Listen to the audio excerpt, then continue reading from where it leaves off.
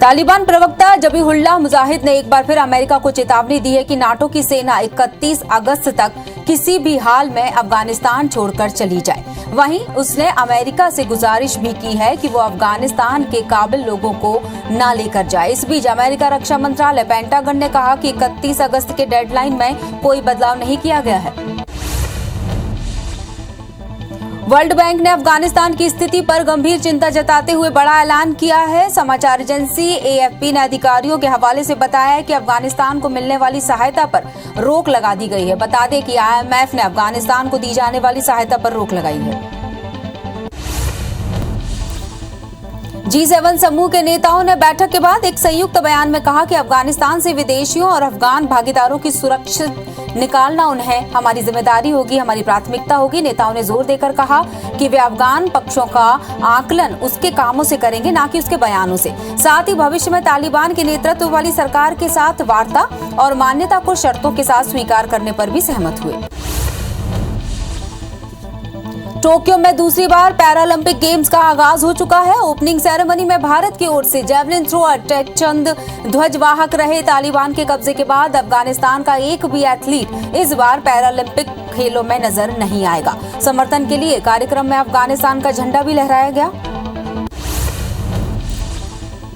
NSA Ajit Doval ने BRICS देशों के राष्ट्रीय सुरक्षा सलाहकारों की बैठक की अध्यक्षता की। विदेश मंत्रालय ने बताया कि भारत ने बैठक के दौरान सीमा पार आतंकवाद और लश्कर-ए-तैयबा और जैश-ए-मोहम्मद जैसे समूहों की गतिविधियों का मुद्दा उठाया, जिन्हें राज्य का समर्थन प्राप्त है और शांति और सुरक्षा को खतरा है।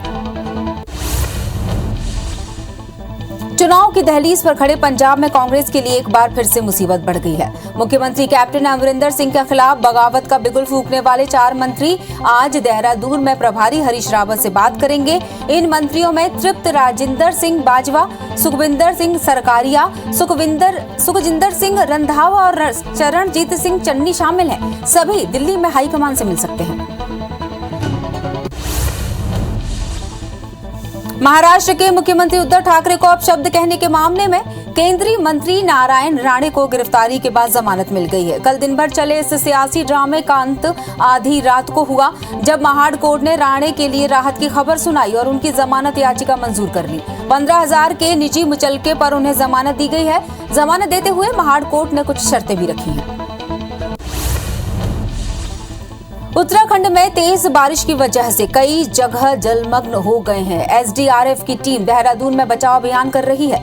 वहीं उत्तराखंड में आज बारिश का येलो अलर्ट जारी किया गया है। मौसम विभाग ने अगले 24 घंटों में राज्य के कई हिस्सों में भारी बारिश का अलर्ट जारी किया है।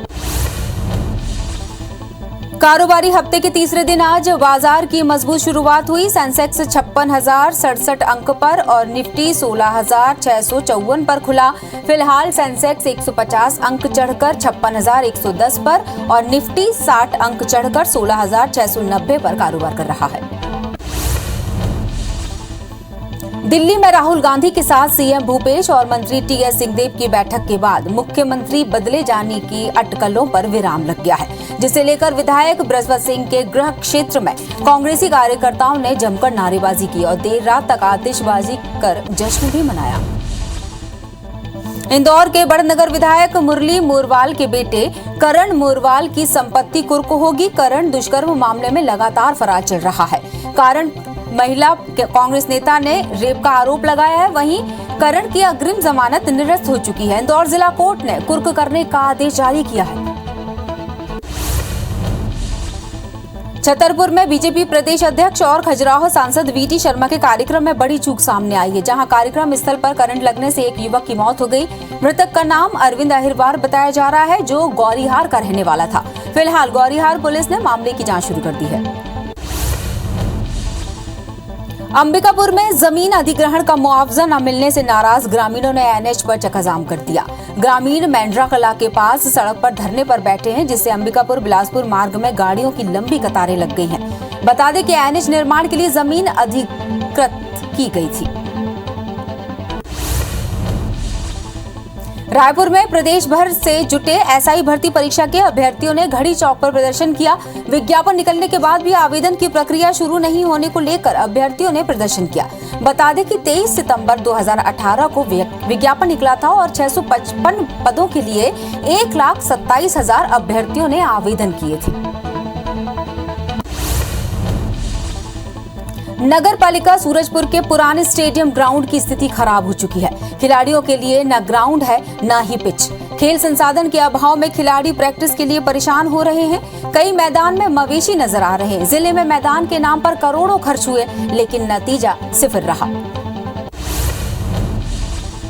आरटीओ एजेंट पर चलाई गई गोली मामले में पुलिस ने 2 आरोपियों को गिरफ्तार किया है। आरोपियों से 315 बोर के देसी कट्टे और घटना में प्रयुक्त कार को बरामद किया गया है।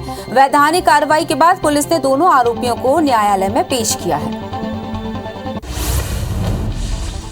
गुना जिले के जोगीपुरा में शव को पेड़ पर उल्टा लटकाकर झुलाने के मामले में बड़ी कार्रवाई की गई है। मामले में 100 से 150 लोगों पर एफआईआर दर्ज की गई है। पुलिस ने आपदा प्रबंधन अधिनियम की धाराओं में केस दर्ज किया है।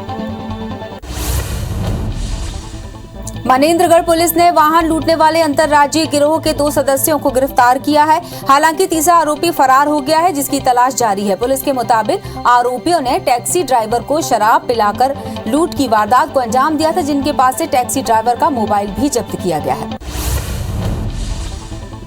धमतरी के फॉरेस्ट नाका के पास एक वाहन में सवार परिवार के साथ मारपीट और महिलाओं के साथ छेड़छाड़ के मामले में 8 आरोपियों को गिरफ्तार किया गया है। पुलिस के मुताबिक केशकाल से एक परिवार पारिवारिक कार्यक्रम में शामिल होकर लौट रहा था।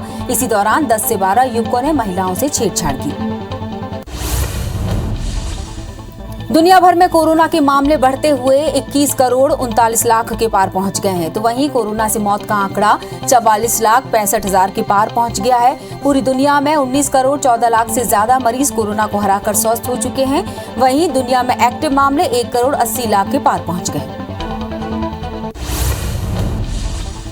अफगानिस्तान से मंगलवार को भारत आए 78 लोगों में से 16 कोरोना पॉजिटिव पाए गए हैं। एहतियातन सभी 78 लोगों को क्वारंटीन किया गया है। सभी 16 लोगों में कोरोना के लक्षण नहीं दिख रहे हैं, जिनमें 3 सिख भी शामिल हैं, जो काबुल से श्री गुरु ग्रंथ साहिब की 3 प्रतियां सिर पर उठाकर लाए थे। देश में एक दिन में कोरोना के 37,607 नए केस सामने आए हैं, जिससे कुल मरीजों का आंकड़ा 3 करोड़ 25,11,000 के पार पहुंच गया है। तो वहीं 647 नई मौतों से अब तक 4,35,000 से ज्यादा मरीजों की मौत हो चुकी है। पिछले 24 घंटे में 33,970 मरीजों के डिस्चार्ज होने से ठीक होने वाले कुल मरीजों का आंकड़ा 3 करोड़ 17,46,000 को पार कर गया है। वहीं एक्टिव मरीजों की संख्या कम होकर 3,16,000 पर पहुंच गई है। केरल में एक दिन में 24,296 नए केसों से आंकड़ा 38,51,000 को पार कर गया। वहीं 173 मौतों से अब तक 19,757 मरीजों की मौत हो चुकी है। 19,349 मरीजों के डिस्चार्ज होने से अब तक ठीक होने वालों की संख्या 36,72,000 पहुंच गई है। राज्य में 1,59,000 एक्टिव मरीजों का इलाज जारी है।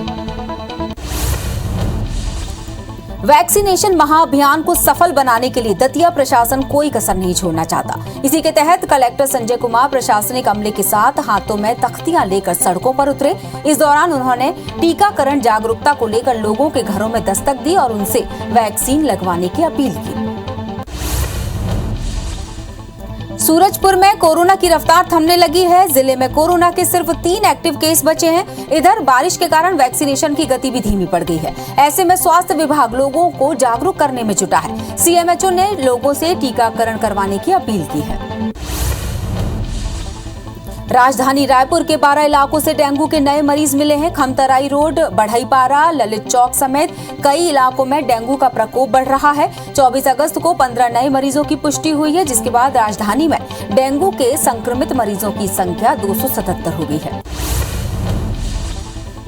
महासमुंद के छत्तीसगढ़ सफाई कर्मचारी कल्याण संघ के सैकड़ों सदस्यों ने 5 सूत्रीय मांगों को लेकर पटवारी के कार्यालय के सामने धरना प्रदर्शन किया। सफाई कर्मचारियों ने शासन के खिलाफ जमकर नारेबाजी की। इस दौरान कोविड गाइडलाइन की जमकर धज्जियां भी उड़ाई गई। सफाई कर्मचारियों का कहना है कि हमारी मांगे पूरी नहीं की गई तो परिवार सहित सीएम हाउस का घेराव करेंगे। ग्वालियर चंबल संभाग में नर्सिंग कॉलेजों के फर्जीवाड़े को लेकर हाईकोर्ट ने 6 सदस्यीय जांच आयोग गठित की है, जो औचक निरीक्षण कर नर्सिंग कॉलेजों की जांच करेगी। आयोग ग्वालियर, मुरैना, शिवपुरी, दतिया, भिंड, श्योपुर सहित 271 नर्सिंग कॉलेजों की जांच करेगी। याचिका पर अगली सुनवाई 25 अक्टूबर को होगी।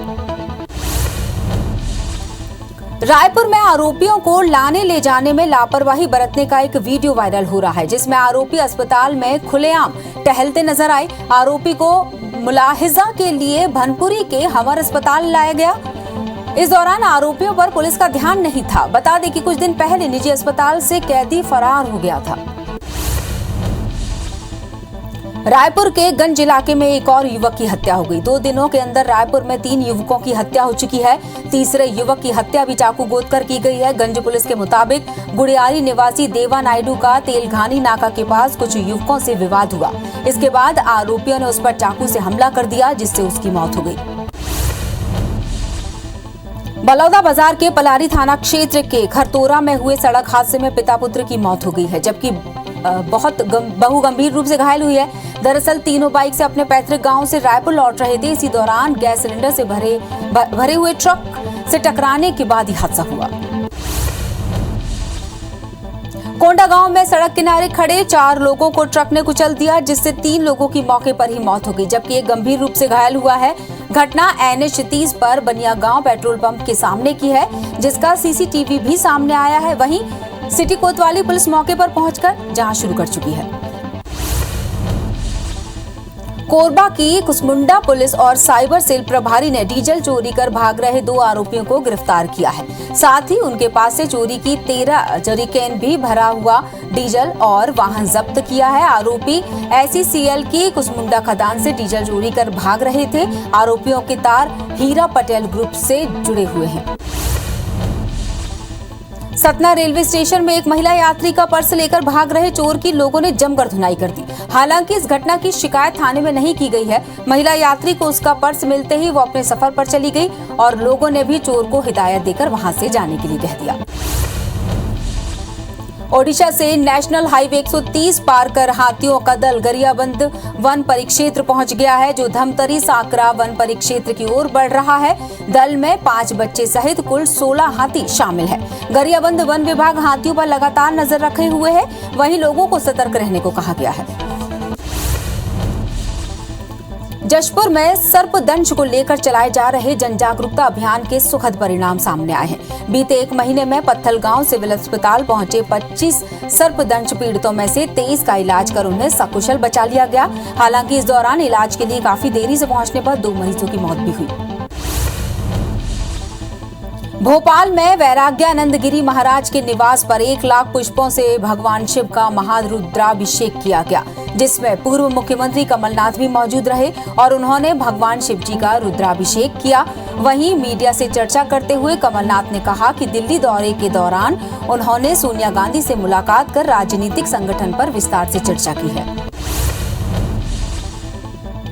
जगदलपुर नगर निगम में दलपत सागर की सफाई के लिए खरीदे गए वीड हार्वेस्टर को लेकर बीजेपी ने प्रशासन एवं निगम सरकार पर निशाना साधा है। मामले की शिकायत एंटी करप्शन ब्यूरो से की है। आरोप लगाया गया है कि 8 महीने के दौरान लगातार जांच का दावा करने के बावजूद भी ना तो जांच हुई और ना ही इस मामले में कुछ किया गया। जनता के पैसे की बर्बादी हो रही है। गरियाबंद में 8वीं के छात्र पीयूष जायसवाल ने अंतरिक्ष और ब्रह्मांड पर 88 पन्नों की किताब लिखी है, जिसका कलेक्टर नीलेश कुमार क्षीरसागर ने विमोचन किया। देवभोग के मुख्यमंत्री पब्लिक स्कूल में पढ़ने वाले पीयूष ने अंग्रेजी में अपनी पुस्तक फुलफिल ऑफ कॉस्मोस का लेखन किया है। छत्तीसगढ़ में अगले 3 दिनों तक बारिश के कोई आसार नहीं है। मौसम विभाग के मुताबिक राज्य में अभी कोई भी सिस्टम सक्रिय नहीं है, जिसकी वजह से अगले 3 दिनों तक भारी बारिश नहीं हो सकती। हालांकि कहीं कहीं बारिश की छींटें पड़ सकती हैं। वहीं मानसून की बेरुखी से किसान की मुश्किलें बढ़ सकती हैं।